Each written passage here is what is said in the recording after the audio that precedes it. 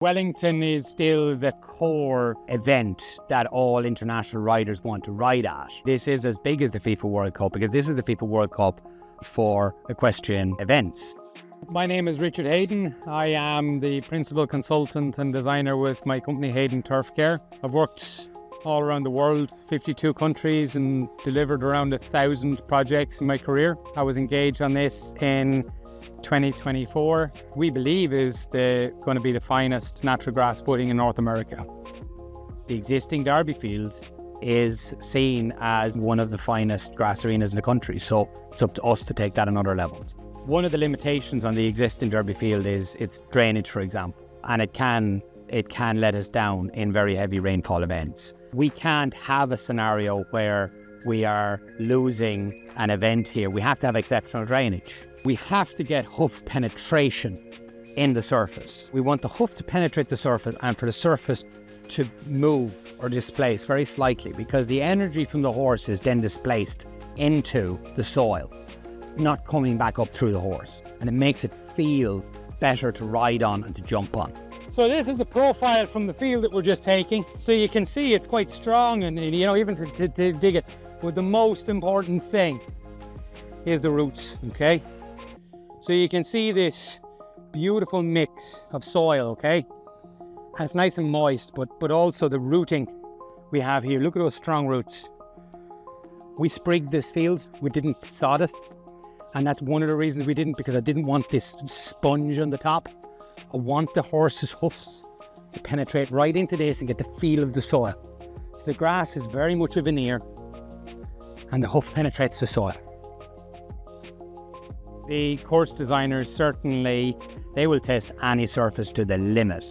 And I feel that when the course designers come here and say this, it's going to excite them and they're going to try stuff that maybe wasn't possible on the old Derby field. We've never installed the same surface twice. There is always tweaks. And what we have to have here, which is different, is a surface which will perform all year round, not just for the 3-month period. In terms of show jumping on grass, it's the spectacle. It's sitting around the grass, it's looking at the colour, it's the atmosphere, it's a different event.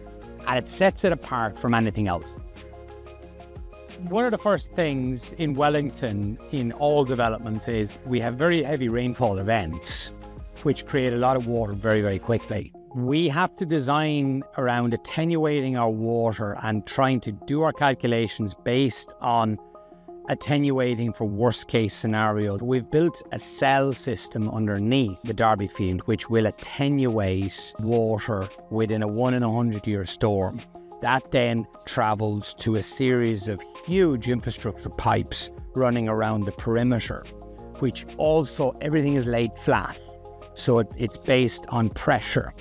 So the water level will rise underneath and it will pressurize and move out out of the attenuation cell into the outlet over time. In terms of a drought season or a very dry season, we have a state-of-the-art irrigation system which can put out up to about 2 inches of water in the space of about 15 minutes. The centre heads are turf cups, which are engineered for this, and the volume which these apply and the evenness at which it applies is really, really good. So you can see the spray is also quite unique, very even, but you can also see the throw from the gun, and that makes them quite unique, but the evenness is also critical. This is really special and really exciting because this is the only one I'm aware of in North America which is really utilising topsoil. Now, that can also be referred to locally as dirt, okay? So we took the harvested topsoil on the site, we harvested it in specific areas based on really extensive analysis, and then we blended it, screened it, and added some pretty secret amendments to make it perform as it does. What you're looking at here now is a hybrid Bermuda grass. And this is also, it's a very tight grass. That adds to the strength and the resilience of the field, but also the recovery, particularly in the summer, in our summer work.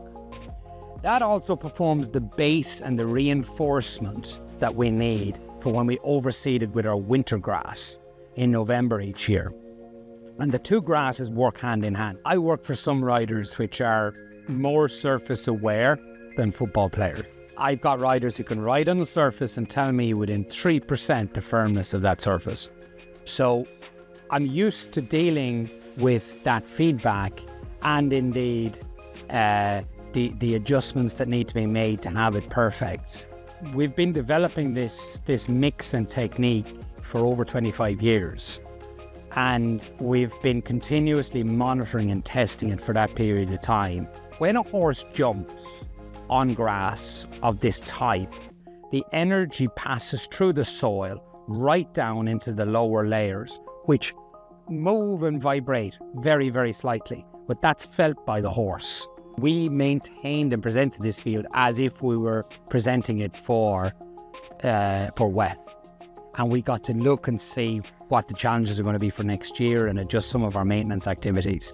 And now that's what we're doing here. We're maintaining this as if we're in a show season, creating that park atmosphere where people go and they see it, and that, you know, when the landscaping is around this with the trees and the associated landscaping, and we've got this green jewel in the crown, and that's where everybody, I'm hoping, will want to gather and watch. The brief was very, very simple. It was best in class. And that's exactly what we've delivered. This is our centerpiece. Anyone can have a sand arena. Not anyone can have one of these.